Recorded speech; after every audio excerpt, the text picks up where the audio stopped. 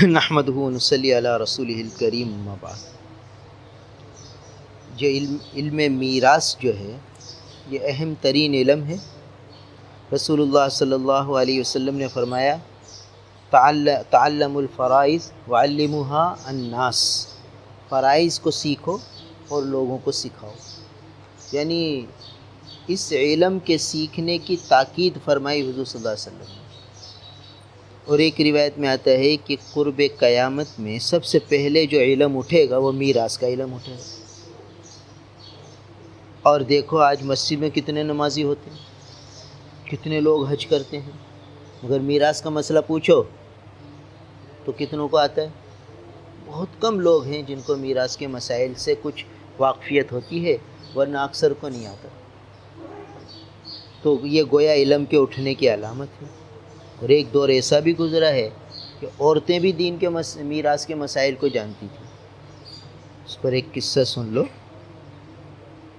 کہ ایک شخص تاجر تھا، کوفہ میں بھی رہتا تھا، بصرہ میں بھی تجارت کو جاتا تھا۔ تو کوفہ میں تو شادی تھی، اس نے بصرہ میں بھی شادی کر لی۔ بتایا نہیں کوفہ والی کو، مگر اندازہ ہو گیا اس کو، خاموش رہی۔ کچھ عرصے بعد کوفہ میں اس کا انتقال ہو گیا۔ تو یہ کوفہ والی نے جو ان کا سمن بنتا تھا 8واں حصہ وہ لیا اور اس کے 2 حصے کیے، کتنی بھی بیویاں ہوں سب کو ایک ہی سمن ملتا ہے۔ تو اس کا اپنی سوکن کا حصہ بصرہ بھجوایا۔ اب جو ہے اس بصرہ والی سوکن کو پتہ چلا کہ بھئی اس نے مجھے حصہ بھجوایا اور شوہر کے انتقال کی خبر دی ہے، تو اس نے کہا بھئی وہ مجھے انتقال سے پہلے طلاق دے چکا تھا اور اس کی عدت بھی گزر گئی، لہٰذا میرا حصہ نہیں بنتا، تم اپنا حصہ واپس لے لو، تمہیں مبارک ہو۔ تو ایک دور ایسا تھا کہ جب عورتیں بھی علم میراث سے واقف تھیں، اور اب یہ دور ہے کہ بڑے بڑے لوگوں کو جو بڑے نمازی ہیں، حج کرنے والے، عمرہ کرنے والے، زکوٰۃیں دینے والے، خیر خیرات کرنے والے، دین کے کام کرنے والے، مگر میراث کے علم سے واقفیت نہیں۔ تو بہرحال یہ اہم ترین علم ہے۔ اس کا تعلق ایسے انسان سے بھی ہے جو ابھی دنیا میں آیا نہیں، ماں کے پیٹ میں۔ جیسے ایک آدمی مر گیا، اس کی بیوی حاملہ ہے، تو میراث کیسے تقسیم ہو؟ انتظار کریں گے، جب وضع حمل ہوگا تو دیکھیں گے۔ اب ایک قصہ آیا، کیس آیا ہمارے پاس کہ ایک شخص آیا، کہنے لگا بھئی وہ ہمارے بھائی کا انتقال ہو گیا ایکسیڈنٹ میں، اس کی بیوی ہے، اولاد نہیں ہے، اور ہم بھائی ہیں، بہنیں ہیں، اور بیوی ہے اس کی، اور گورنمنٹ ملازم ہے، اس کو اتنے سارے لاکھوں روپے ملیں گے، اب کیسے تقسیم ہو؟ یہ نہیں بتایا کہ بیوی حاملہ ہے، اتنا بتا دیا کہ بھئی بیوی ہے اور بھائی بہن ہے۔ تو اگر اولاد نہ ہو تو بیوی کو ربع ملتا ہے، بقایا بھائی بہنوں کو ملتا ہے 75% بھائی بہنوں کو۔ اچھا جناب، کچھ دن ہوئے تو لڑکی والے آئے کہ وہ ہمارے بہنوئی کا ایکسیڈنٹ میں انتقال ہو گیا ہے، اور اس کے بھائی بہن ہیں اور اس کی بیوی ہے، مگر اس کی بیوی حاملہ ہے، تو کیسے میراث تقسیم ہو؟ کہ بھئی وضع حمل کا انتظار کرو، اگر لڑکی پیدا ہوتی ہے تو بھائی بہنوں کو تھوڑا مل جائے گا، اور لڑکا پیدا ہوتا ہے تو بھائی بہنوں کو کچھ بھی نہیں ملے گا۔ اب خدا کی شان کچھ عرصے بعد ملا دے تو یہ تو لڑکا پیدا ہوا، اب بھائی بہنوں کا 0 بھی 0 بھی نہیں ملے گا، 1 پائی بھی نہیں ملے گی بھائی بہنوں کو۔ تو یہ علم میراث، اس کا تعلق ایسے انسان سے بھی ہے جو ابھی دنیا میں آیا نہیں، اور ہر انسان سے اس کا تعلق ہے۔ ہر ایک یا تو وارث ہے یا مورث ہے، مرنے والا ہے یا باقی رہنے والا ہے، تو اس کو حصہ ملتا ہے۔ تو اس لیے اس علم کا تعلق ہر شخص سے ہے، جو دنیا میں آ گیا اور جو ابھی ماں کے پیٹ میں ہے اس سے کبھی اس سے تعلق ہے، اور اس کے آنے سے وارثوں کے حصوں میں بڑی تبدیلی آ جاتی ہے۔ بعض وارث محروم ہو جاتے ہیں، ٹھیک ہے نا، بعض وارثوں کا حصہ گھٹ جاتا ہے۔ پھر علماء نے لکھا ہے کہ میراث کا مسئلہ بتانے پر 100 نیکیاں ہیں بنسبت دوسرے کسی علم کے بتانے پر، تو وہاں اس کا مسئلہ بتائیں گے 1 نیکی ملے گی، اور اگر میراث کا مسئلہ بتائیں گے تو 100 نیکیاں، کیونکہ اس کا تعلق حقوق العباد سے ہے اور مالی معاملات سے ہے۔ تو یہ بتائیں گے تو وارث کو اور مستحق کو حق مل جائے گا۔ اس لیے اس میراث کے علم کی بہت اہمیت ہے۔ اور پھر یہ ہے کہ امتحان میں بھی اس پرچے سے، میراث کے علم سے، اگر کوئی صحیح سوال لکھا تو 100 نمبر پورے ملیں گے، اس میں رائٹنگ وغیرہ کے نمبر کٹتے نہیں ہیں، پورے نمبر ملتے ہیں۔ اور اگر تھوڑی سی بھی غلطی ہو گئی تو سارا سوال غلط۔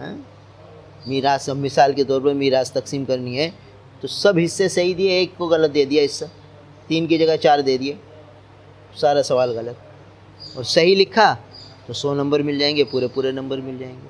تو اس لیے یہ میراث کا علم ذوق شوق سے سیکھنا چاہیے، اور بڑا دلچسپ علم ہے، بس تھوڑی سی توجہ کی ضرورت ہے، کہ جو طالب علم توجہ کرتا ہے اس کو بہت مزہ بھی آتا ہے اور طبیعت بھی لگتی ہے، اور جو توجہ نہیں کرتا اس کو بوجھ لگتا ہے کہ یار یہ کیسے تقسیم ہوگا، کیا کریں گے، تو پھر اور پریشانی میں آ جاتا ہے۔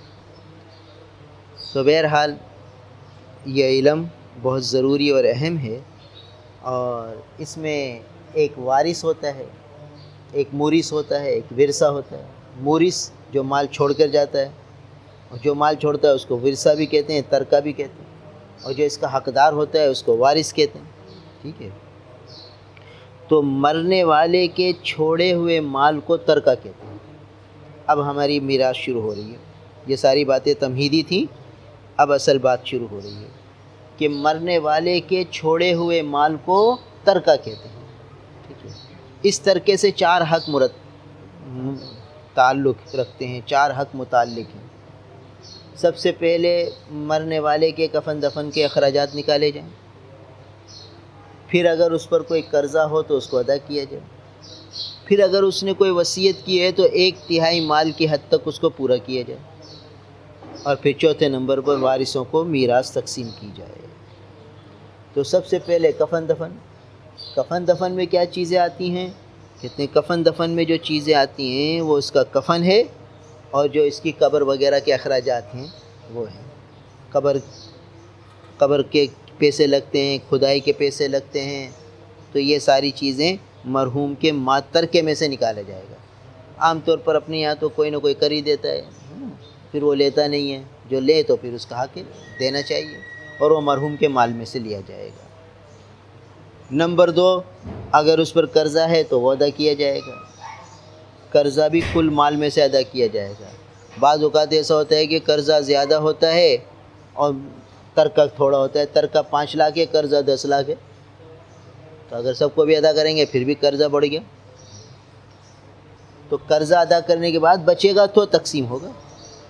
تیسرے نمبر پر پھر جو ہے وصیت ہے، اور وصیت 1/3 میں نافذ ہوگی، 1/3 سے زیادہ میں اگر سارے وارث خوشی سے اجازت دیتے ہیں تو نافذ ہوگی، ورنہ نہیں ہوگی۔ اس کے بعد جو مال بچے گا وہ ورثہ میں تقسیم ہوگا ان کے حصوں کے مطابق، ٹھیک ہے۔ اب اس کو مثال سے سمجھ لو کہ ایک شخص مر گیا، اس نے 1 لاکھ روپے ترکہ چھوڑا، ٹھیک ہے، 10,000 روپے کفن دفن پہ لگ گئے، کتنے بچ گئے؟ 90,000۔ 10,000 بیوی کا مہر تھا، وہ بھی قرضہ ہوتا ہے، وہ دے دیا۔ 20,000 اور کچھ لوگوں کے قرضے تھے، وہ ادا ہو گئے۔ 30,000 قرضے میں چلے گئے، کتنے رہ گئے؟ 60,000 رہ گئے۔ پھر اس نے وصیت کی تھی کہ بھئی میرے مال میں سے 1/3 نماز روزے کا فدیہ دے دینا، 1/3 میں سے، تو 60 کا 1/3 کتنا بنا؟ 20,000۔ 20,000 وصیت کے نفاذ میں لگا دیے، باقی جو بچا وہ 40,000 روپے ہے، وہ ورثے میں تقسیم ہوگا ورثہ میں، ٹھیک ہے۔ پھر آتی ہے بحث موانع الارث کی۔ موانع الارث، موانع معنی کی جمع ہے، اور معنی کہتے ہیں روکنے والے کو، ارث کہتے ہیں میراث سے روکنے والے اسباب، کہ کن باتوں کی وجہ سے آدمی مورث کی میراث سے محروم ہو جاتا ہے، وارث اپنے مورث کی میراث سے محروم ہو جاتا ہے، وہ کیا اسباب ہیں؟ تو کہتے ہیں کہ سب سے پہلا سبب تو رقیت ہے، غلام ہونا. یعنی اگر ایک وارث غلام ہے، ایک آدمی مر گیا، اس کے 4 بیٹے ہیں، 2 بیٹے غلام ہیں، 2 بیٹے آزاد ہیں، تو میراث جو آزاد ہیں ان کو ملے گا. ہاں غلام کو نہیں ملے گی. تو غلام ہونا یہ مانع الارث ہے، میراث سے روک دیتا ہے. دوسرا قاتل ہونا. کیا ہونا؟ قاتل ہونا، یعنی وارث مورث کو قتل کرنے والا ہے. وارث مورث کو قتل کر دے. مثال کے طور پر باپ نے بیٹے نے باپ کو قتل کر دیا، تو اب یہ بیٹا وارث نہیں ہوگا، مال کا وارث نہیں ہوگا، کیونکہ اس نے اپنے مورث کو قتل کر دیا. تو قاتل ہونا بھی میراث سے محرومی کا سبب ہے. اور تیسرا ہے اختلاف دین، یعنی کافر ہونا. کیا ہونا؟ کافر ہونا. ایک آدمی کے 4 بیٹے ہیں، اس میں سے ایک بیٹا جو ہے نا وہ قادیانی ہو گیا، تو اس کو میراث میں سے حصہ نہیں ملے گا، باقی 3 بیٹوں کو مل جائے گا. اسی طریقے سے جو قادیانی بیٹا ہے وہ مرتا ہے تو باپ کو حصہ نہیں ملے گا اس کے میراث میں سے، کیونکہ مسلمان کافر کا وارث نہیں ہوگا، کافر مسلمان کا وارث نہیں ہوگا. اس کو کہتے ہیں اختلاف دین. اور چوتھا ہے اختلاف دار. اختلاف دار یعنی حکومت الگ ہو، ملک الگ ہو، اور یہ کافروں میں ہوتا ہے. جیسے مسلمان ملک کا ذمی باشندہ یعنی کافر باشندہ وہ مر گیا. مسلمان پاکستان میں ایک شخص ہے، ہندو ہے، رہتا ہے، وہ مر گیا، اس کے بیٹے ہندوستان میں رہتے ہیں، تو اب میراث اس کو نہیں جائے گی بلکہ بیت المال میں چلی جائے گی. ٹھیک ہے. اور مسلمان باپ پاکستان میں رہتا ہے، اس کا مسلمان بیٹا ہندوستان میں رہتا ہے، تو اب اس کی میراث اس کو پہنچائی جائے گی کہ بھئی تمہارا حق ہے. تو مسلمان وارث دنیا کے کسی بھی خطے میں ہوگا، اس کا مورث مر گیا تو اس کو وراثت ملے گی. اور غیر مسلم اگر دارالاسلام میں مرا ہے اور اس کی اولاد دارالکفر میں ہے یا دارالحرب میں ہے تو پھر ان کو میراث میں حصہ نہیں ملے گا. ٹھیک ہے. اختلاف دار میں ایک قوت پیدا ہوگا. ہاں.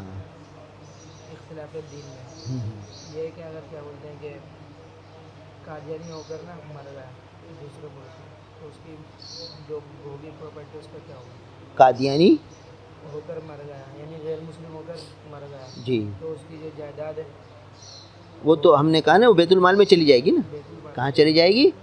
بیت المال میں. اس کے بیٹے مسلمان پھر بھی. یعنی اگر غیر مسلم باپ ایک ہندو ہے، اس کے بیٹے سارے مسلمان ہو گئے، ٹھیک ہے، یا اس کے سارے بیٹے ہندوستان میں رہتے ہیں، امریکہ میں رہتے ہیں، دوسرے ملکوں میں رہتے ہیں، پاکستان میں کوئی بھی نہیں رہتا، تو اب ابا مر گیا. اب وہ اگر بیٹے کافر ہیں تو اس مسلمان کا یہ مال بیت المال میں چلا جائے گا. باپ کافر ہے، بیٹے مسلمان ہیں، تب بھی بیت المال میں چلا جائے گا. ٹھیک ہے. اور اگر باپ بھی کافر ہے، بیٹے بھی کافر ہیں، مگر وہ دارالاسلام میں نہیں رہتے، دارالحرب میں یا دارالکفر میں رہتے ہیں، تو بھی اس ہندو کا مال بیت المال میں جمع ہو جائے گا. ٹھیک ہے. اب میراث سے محروم رہنے والے بھی 4 اسباب سامنے آ گئے کہ قاتل ہونا، غلام ہونا، کافر ہونا اور اختلاف دار. ٹھیک ہے نا. اور اختلاف دین ہونا. ٹھیک ہے. اچھا جناب، اس کے بعد ہے سہام المقدرہ فی القرآن. سہام المقدرہ فی القرآن. سہام حصے کو کہتے ہیں کہ وہ حصے جو قرآن میں متعین ہیں. ٹھیک ہے. وہ 6 ہیں. کیا ہیں؟ 6. سدس، سلس لکھو، یہ سدس، سلس، سلسان. کتنے نمبر آئے میراث میں تمہارے؟ 67. محنت نہیں کی.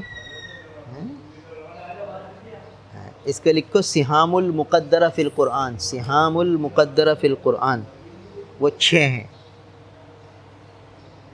یعنی وہ حصے جو قرآن میں متعین ہیں وہ 6 ہیں.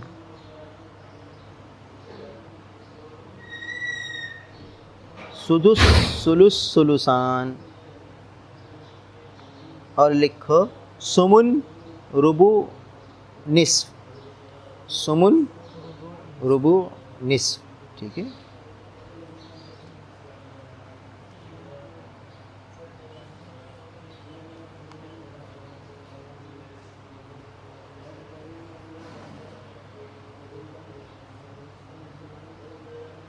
ٹھیک ہے.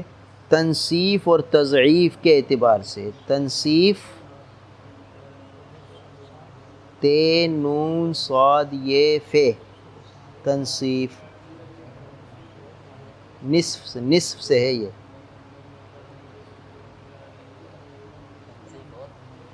تضعیف تے ضاد عین یہ فے تضعیف دگنا کرنا ضعف سے ہے.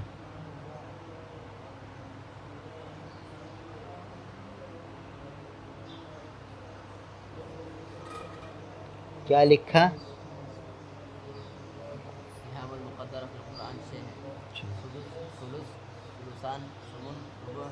ہاں سدس کہتے ہیں چھٹے حصے کو، سلس کہتے ہیں تہائی کو، اور سلسان 2/3 کو. اب دیکھو یہ سدس کا دگنا سلس ہوتا ہے، سدس کا دگنا اور سلس کا دگنا سلسان ہوگا. یہ کیا ہو رہی ہے؟ تضعیف ہو رہی ہے، دگنا ہو رہا ہے. کہ سدس کو دگنا کیا تو سلس بن گیا، سلس کو دگنا کیا 2 سلس بن گئے، سلسان ہو گئے. اس کو کہتے ہیں تضعیف، دگنا کرنا. اور اس کو الٹا کرو تو تنصیف، سلسان کا آدھا سلس، سلس کا آدھا سدس، سلسان کا آدھا سلس، سلس کا آدھا سدس، سدس کا دگنا سلس، سلس کا دگنا سلسان. ٹھیک ہے. تو اگر ہم سدس سلس سلسان کریں گے سیدھے سے الٹے کی طرف آئیں گے تو یہ تضعیف ہو رہا ہے، دگنا ہو رہا ہے.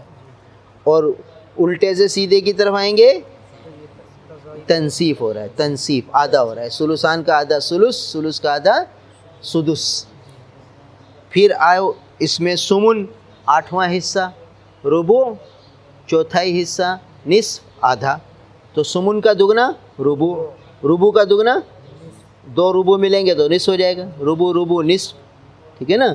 ربع 25% کو کہتے ہیں. 25% 50%، 50% جو ہے 100 کا آدھا ہوتا ہے نا. تو سمن کا دگنا ربع، ربع کا دگنا نصف، اور نصف کا آدھا ربع، ربع کا آدھا سمن. ٹھیک ہے. تو یہ تضعیف اور تنصیف ہو گیا. ٹھیک ہے. اب سمجھ لو کہ سدس چھٹا حصہ، اگر اس کو ہم فیصد میں نکالیں گے تو یہ 16.66 ہوگا. 16%، 16.66%، یہ چھٹا حصہ کہلاتا ہے. ٹھیک ہے. اگر ہم 100 روپے کے 6 حصے کریں تو 16 روپے 66 پیسے بنیں گے. ٹھیک ہے. 100 روپے کے تو ہر حصہ 16 روپے 66 پیسے کا بنے گا. ٹھیک ہے. اور اس کو دگنا کرو تو 33%. ٹھیک ہے نا. 16 کی 33% ہو جائے گا.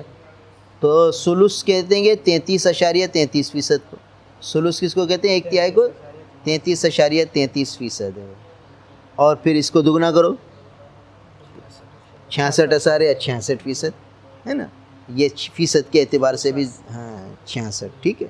اور وہاں سمن جو ہوتا ہے وہ 12.5% ہوتا ہے. سمن کتنے کو کہتے ہیں؟ 12.5%. اب اس کا دگنا کرو 12.5 کو 12.5 25، یہ ربع ہو گیا. پھر اس کو جمع کرو، دگنا کرو 25 50%. تو نصف جو ہوتا ہے وہ 50% ہوتا ہے، ربع جو ہوتا ہے 25% ہوتا ہے، سمن جو ہوتا ہے 12.5% ہوتا ہے. ٹھیک ہے نا. یہ فیصد کے اعتبار سے. ٹھیک ہے. اچھا جناب، پھر کہتے ہیں کہ ورثہ کی کئی قسمیں ہیں، جن میں زیادہ معروف جو ہے وہ 2 قسمیں ہیں. ٹھیک ہے. ایک ذوی الفروض اور ایک عصبہ اور عصبہ.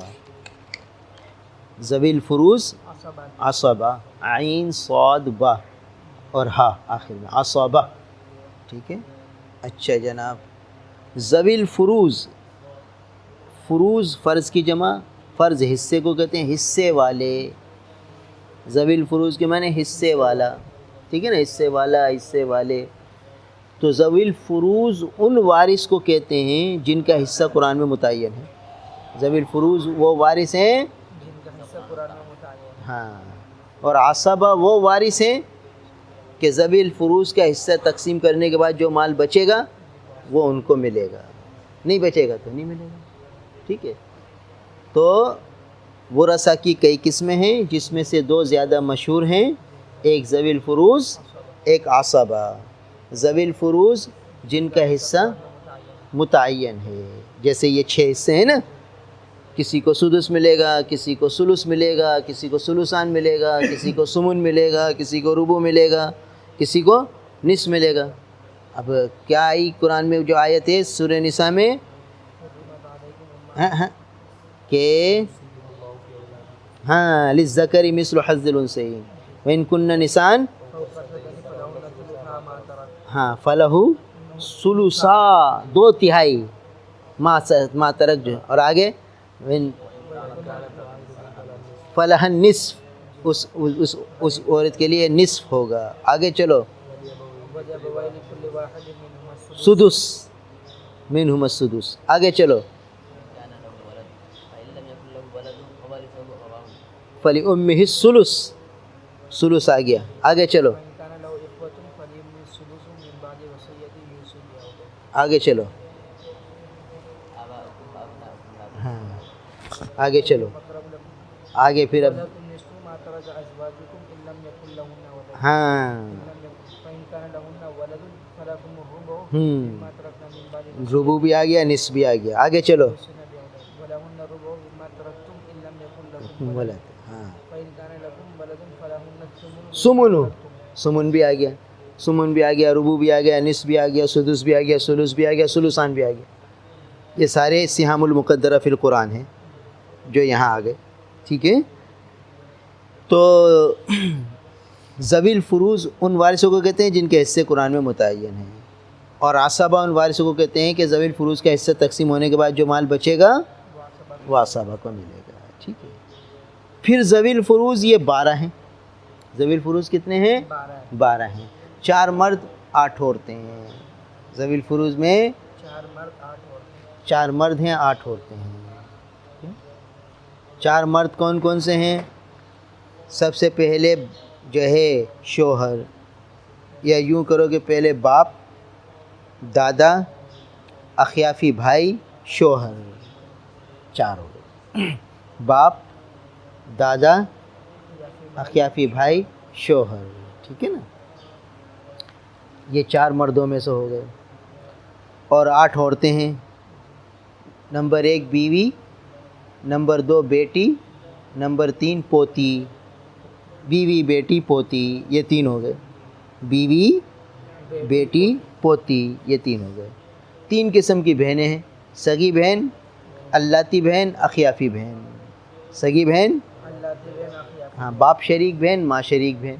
باپ ایک ہو یا ماں ایک ہو. ماں ایک ہو تو اس کو اخیافی بھائی بہن کہتے ہیں، اور باپ ایک ہو تو اللاتی بھائی بہن، اور دونوں کے ماں باپ ایک ہوں تو سگا بھائی بہن. ٹھیک ہے، تو 3 قسم کی بہنیں ہو گئیں، سگی بہن، اللاتی بہن، اخیافی بہن. اور ماں 7واں ہے ماں، اور 8واں ہے جدہ. جدہ کے دادی اور نانی دونوں. ٹھیک ہے، تو یہ 8 عورتیں ہو گئیں ذوی الفروز: بیوی، بیٹی، پوتی، سگی بہن، اللاتی بہن، اخیافی بہن، ماں اور جدہ.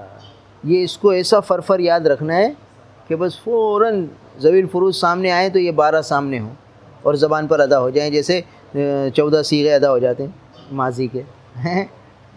ایسے یہ 12 صیغے پکے یاد ہو جائیں کہ 4 مرد 8 عورتیں ہیں. مرد کون کون سے ہیں؟ اور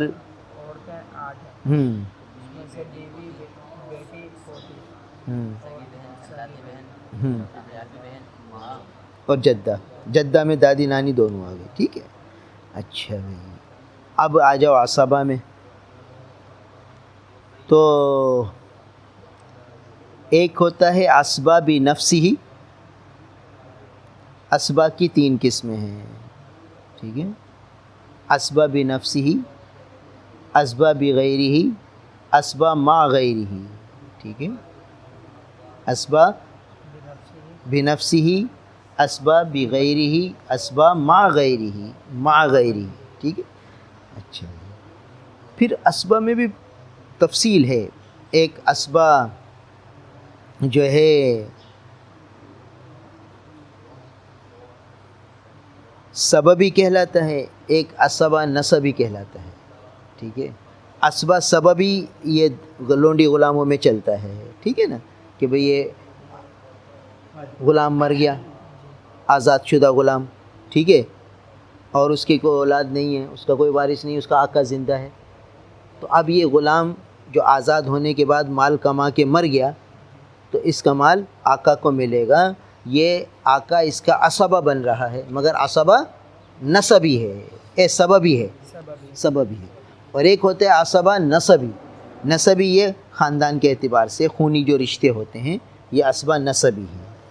تو یہ جو ہم نے 3 قسمیں بتائیں، اسبا بنفسہ، اسبا بغیرہ، اسبا مع غیرہ، یہ اسبا نسبی کی ہیں. کس کی ہیں؟ ہاں. اچھا جناب، پھر اسبا نسبی کی جو پہلی قسم ہے اسبا بنفسہ، کیا ہے؟ اسبا بنفسہ. اس کی 4 قسمیں. اسبا بنفسہ کی 4 قسمیں ہیں. نمبر 1 بیٹا پوتا، نمبر 2 باپ دادا، نمبر 3 بھائی بھتیجا، نمبر 4 چچا چچا کی مذکر اولاد. چچا کی مذکر اولاد.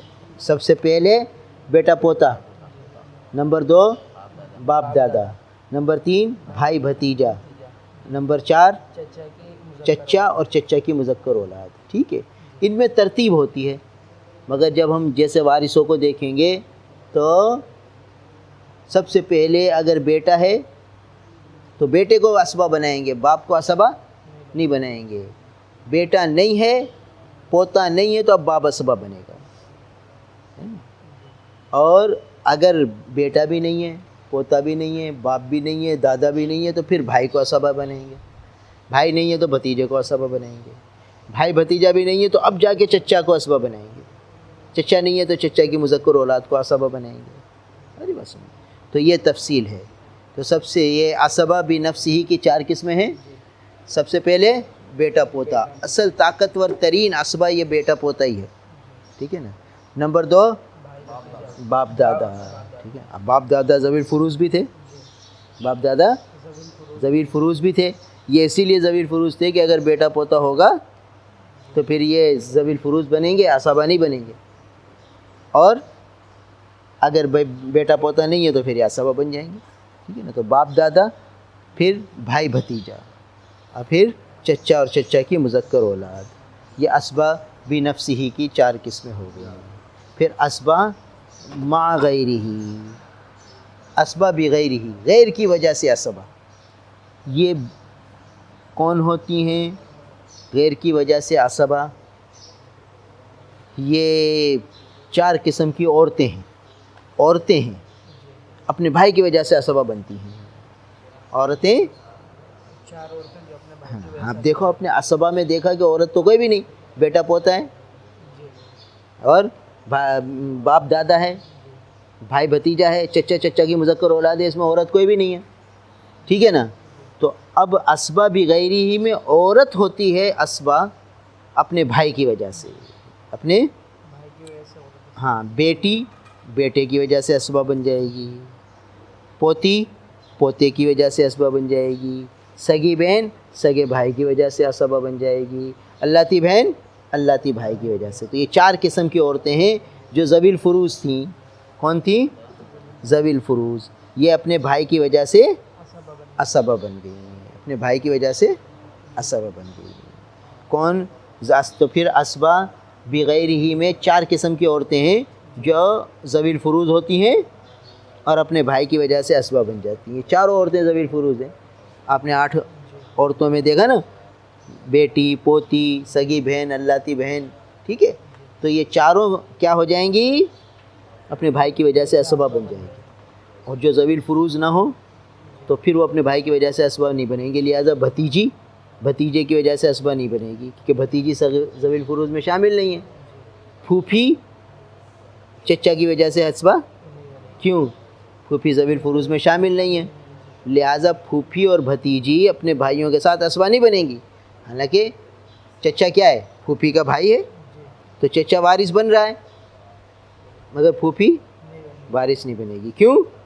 ذوی الفروض میں نہیں ہے. بھتیجی بھی وارث نہیں بنے گی. اب اس پر ایک قصہ سن لو تاکہ بات ذہن میں رہے. قصے سے بات ذہن میں رہتی ہے. ٹھیک ہے، ہمارے پاس ایک کیس آیا. ایک بھتیجی تھی، اس نے اپنے چچا کی بڑی خدمت کی اور چچا کی کوئی اولاد بھی نہیں تھی اور چچی بھی نہیں تھی، بیوی بھی نہیں تھی اس کی، پوڑا تھا. بھتیجی نے رکھ لیا اور کروڑ پتی تھا، کئی جائیدادیں تھیں. بھتیجے پوچھتے بھی نہیں تھے چچے کو.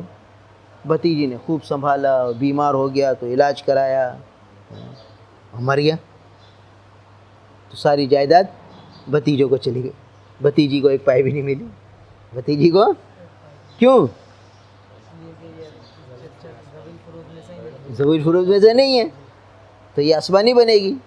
اب یہ کہہ رہی ہیں میں نے تو ساری زندگی خدمت کری، ہزاروں روپے اس کی دواؤں پہ لگا دیے، اس کے علاج میں لگا دیے، مجھے ایک پائی نہیں مل رہی اور انہوں نے کبھی پوچھا بھی نہیں میرے بھائیوں نے.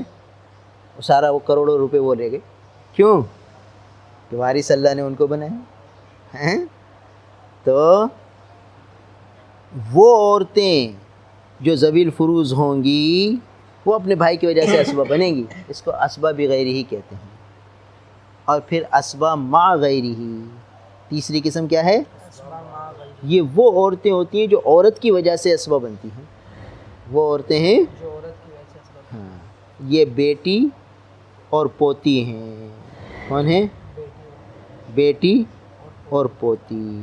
یا بہن کے ساتھ سگی بہن اور اللاتী بہن ہے، یہ بیٹی پوتی کی وجہ سے اسبہ بنتی ہیں. کون ہے؟ سگی بہن اور اللہ کی بہن. ہاں بیٹی اور پوتی کی وجہ ہاں. اجعل الاخوات، حدیث آتی ہے اجعل الاخوات مع البنات عصبتاً. اجعل الاخوات سے مال بناتی اسبہ. ہاں کہ بہنوں کو اسبہ بناؤ بیٹیوں کے ساتھ. ٹھیک ہے، تو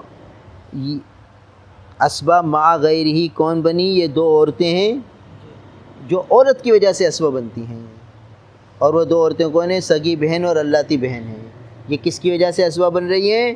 بیٹی اور پوتی کی وجہ سے اسبہ بن رہی ہے. عورت کی وجہ سے اسبہ بن رہی ہے.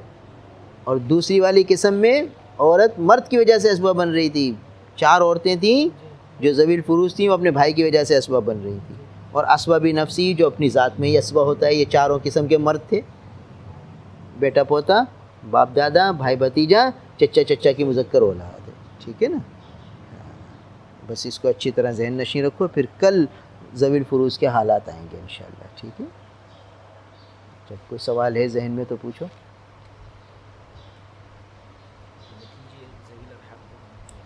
ہاں وہ ذوی الارحام تو بہت دور ہے نا.